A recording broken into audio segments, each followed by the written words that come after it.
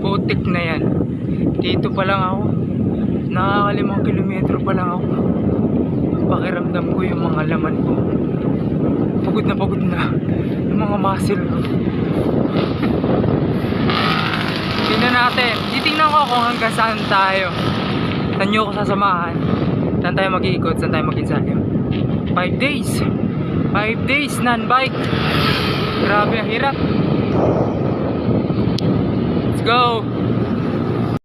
Totoo ba ang chismis? Pero laos na si chismis na to ha. Yung mga truck kapag halimbawa na-aksidente or nakabangga, totoo bang do or die na patay na yung yung na-aksidente or nabangga niya? Totoo ba yun?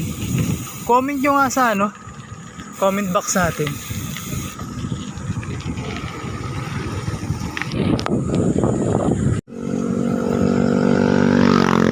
Kilometers in Circle McDonald. So yun, ang pakiramdam ko ganun pa rin. Parang yung ba yung hindi ka pa nakaka 200 parang nag 200 ka na, ganun feeling.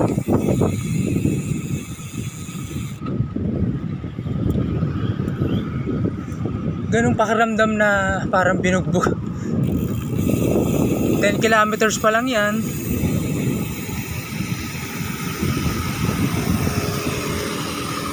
Pakiramdaman pa. Tingnan natin.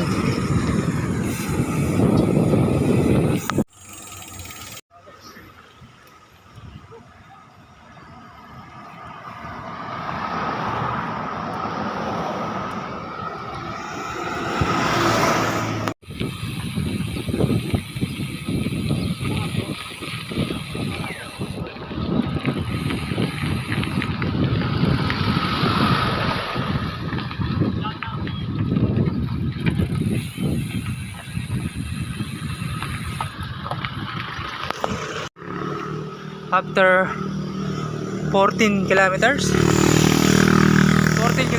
mag-iisang oras na ako nagbabike. Pakiramdam ko ganun pa rin, yung mga muscle ko pagod, pero yung heart rate ko okay lang na yung pakiramdam ng heart rate ko. Nasa na tayo?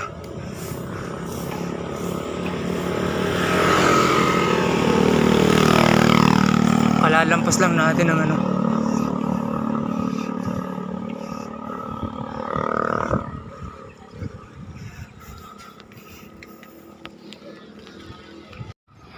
Cambalahon. Tingnan natin Cambalahon. Ganito kasi technique ng iba lalo na yung mga newbie talaga. Sobrang tining ng spin. Mataas yung spin, siyempre tataas din yung heart rate mo. Maraming masasayang na power, maraming masasayang na lakas.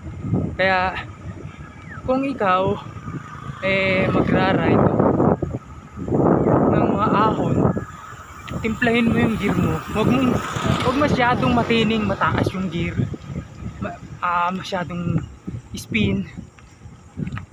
Tapos huwag din naman masyadong mabigat. Kung wala ka talagang mga ensayo, yung tamang timpla lang, yung hindi nataas yung heart rate mo, dapat yun, ganun. Kasi yun ang napapansin ko karamihan pero hindi lahat.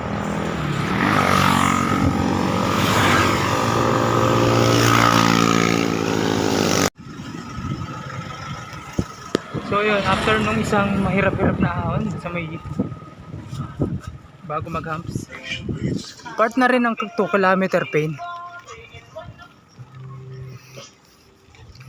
Eto na, tingnan natin kung hanggang kaya talaga natin hanggang core, pero nakibot-kibot pa rin yung kasi may kibot pa rin yung tit natin, mamaga pa nga bahala na, tingnan natin.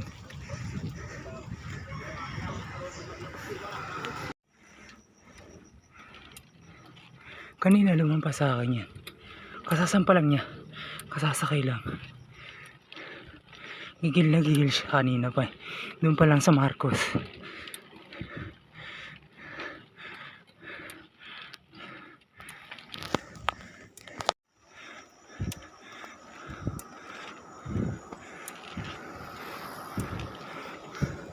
mo kasi i-all out. Ino-all out mo eh. Ponce!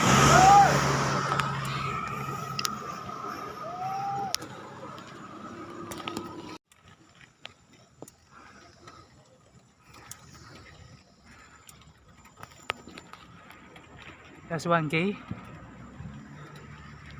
Tuktok na tayo. Actually, hindi naman tuktok. Doon lang sa gate. Kasi ang tuktok dun. Oh. Yun, yung may radar. Mga satellite.